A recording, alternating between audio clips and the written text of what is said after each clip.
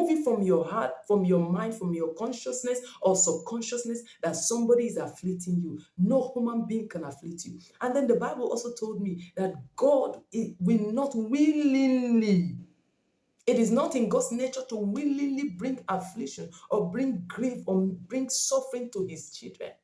And then as I was meditating on this scripture, God brought me to 3 sources of affliction.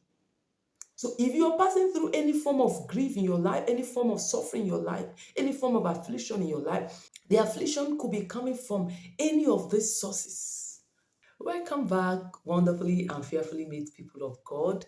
Today, I want to share my personal revelation I got from the Holy Spirit a few days ago when I was studying the book of Lamentation. In Lamentation chapter 3, verse 33, it says, and I want to read it to you.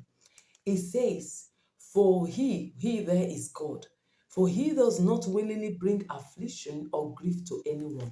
As I was meditating on the scripture that, okay, if God does not willingly afflict us, what causes affliction in our lives? And God brought me to 3 sources of affliction. 3 sources in which affliction can come, in which suffering, grief can come into our lives. And as I was meditating, he said to me that human beings do not have the ability to afflict another human being. They don't have the ability. He did not put that ability inside of them. And I said, okay, if human beings do not have ability to afflict, why do they cause people to suffer?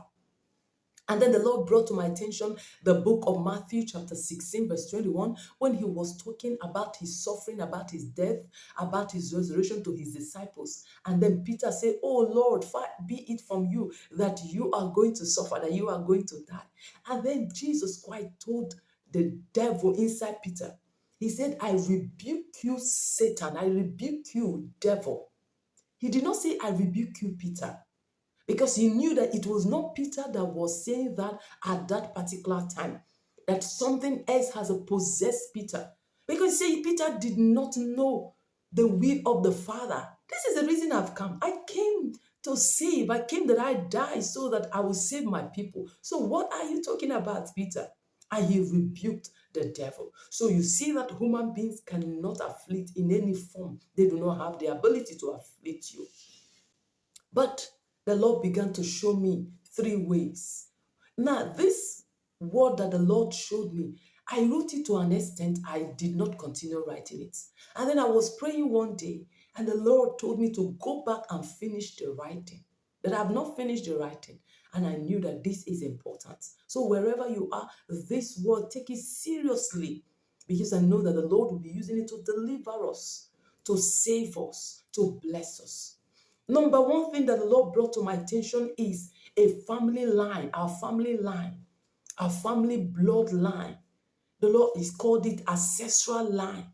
And he told me that this is one of the sources of affliction that his children pass through in life. Because when they give their lives to him, he said that they don't consciously separate themselves. You are from a natural family, and you are also from a spiritual family that Jesus Christ has called us into. The mistake that some of us do is to begin to look for people, for someone to say that is the person that is causing our affliction, whereas our affliction is coming from within us. Within us. So the devil, what he does is that he shifts our attention from the source of the affliction so that we begin to pursue or begin to chase or begin to fight the wrong source where it's not coming from. And then you are praying and asking God to kill your enemy, to kill someone for you. Whereas you have not dealt with the foundation where you come from. You have not dealt with your ancestral line. You have not dealt with the family in the natural, where God has placed you. The book of Genesis chapter 5. I want to quickly read Genesis chapter 5. I may not have the whole time to read it, but see what the Bible says. It said, this is the written account of Adam's family line. He said, when God created mankind, he made them in the likeness of God. See, that is first dimension of man. When God created mankind, he made them in the likeness of God. He said, verse 2, he created them male and female and blessed them. So in that dimension that you come from, no evil can befall you, no evil can come to you. You come in the dimension of the likeness of God. Are you with me? And then he says, and he named them mankind when they were created. Verse 3 said, when Adam had lived 130 years, he had a son in his own likeness. In his own likeness, and he named him Seth. Did you see that?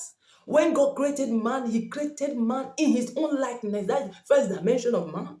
And then when Adam gave birth to a child, he gave birth to the child in his own likeness. And he also named the man. So 2 dimensions of a human being, 2 dimensions of you, 2 dimensions of me that God has put in us. So when we give our life to Jesus Christ, we have to suppress by the blood of Jesus Christ that God has called it into the family of his son. You have to now consciously activate your other dimension, which is the dimension that God first created, which is your original personality, your original self. If you begin to look at Genesis chapter 5, you begin to go down to verse 4, verse 5, you will see the different family pattern that followed. They gave birth to other sons around 800 years after, and they died around 900 years after. You see the pattern, it just kept following until somebody came. The first generation came, Seth was born, Adam lived 800 years, and he had other sons and daughters. Although Adam lived a total of 930 years, and then he died. So you read that pattern, you see, they lived, second generation came, and they lived 807 years, and then had sons and daughters, and died at 912 years. The third generation came, the same pattern. The fourth generation came. The fifth generation came. The sixth generation came. So it was in the seventh generation that someone was born. His name is Enoch. When Enoch came, the Bible said in verse 21, it said, when Enoch had lived 65 years, he became the father of Methuselah. After he became the father of Methuselah, Enoch walked faithfully with God 300 years and had other sons. So he broke the pattern. Though he did not live that long like his forefathers, but he walked faithfully with the Lord for 300 years. He had sons and daughters. Although Enoch lived a total of 365 years, Enoch walked faithfully with God. Then he was no more because God took him away. He broke that pattern. He didn't live so long, but he broke the pattern. That is ancestral line. He broke it. And then he gave birth to a child in verse 25. When Methuselah had lived 187 years, he became the father of Lamech. After he became the father of Lamech, Methuselah lived 782 years and he had other sons and daughters. Although Methuselah lived a total of 969 years and then he died. So because Enoch had broken the family pattern, it cost him something. He left, God took him. He didn't die like the others. And then his son came and lived longer and gave birth to a child. Now the light has come into that family line. When he gave birth to a son, he named the son that he gave birth to Noah, and he was conscious. He said he named him Noah and said, he will comfort us in the labor and painful toil of our hands, caused by the ground the Lord has cursed. That's verse 29. See, the light entered in what generation did the light enter? The light entered in the 7th generation. So you see why some people, they don't joke with numbers. It was in the 7th generation, the 7th generation, that light entered into Abraham's ancestral line. And someone decided to break that ancestral course. So the Lord began to deal with my heart. They began to deal with me that the afflictions we go through sometimes, most times, is attached in our ancestral line. Our forefathers, they have sinned against him. They have done things that deserved punishment. Glory to Jesus. And then they are no more. They have left. They are no more. And then what will happen? The people behind will have to suffer for it. And somebody will be the one to suffer for it. To suffer for the punishment that someone else has committed an offense. If you're listening to this right now and you have not consciously given your life to Jesus Christ and you are passing through any form of affliction or grief, know that God wants to deliver you. You simply have to accept Jesus Christ as your Lord and personal Savior so that you activate your first family line. That family line is very important so that you activate that family line and begin to live consciously, to fulfill your destiny on this planet Earth, to terminate that affliction in your life, in your business, in your ministry, in any area of your life. You need to consciously begin to live so that you can terminate it. This is one of the sources of affliction that God opened my eyes to see.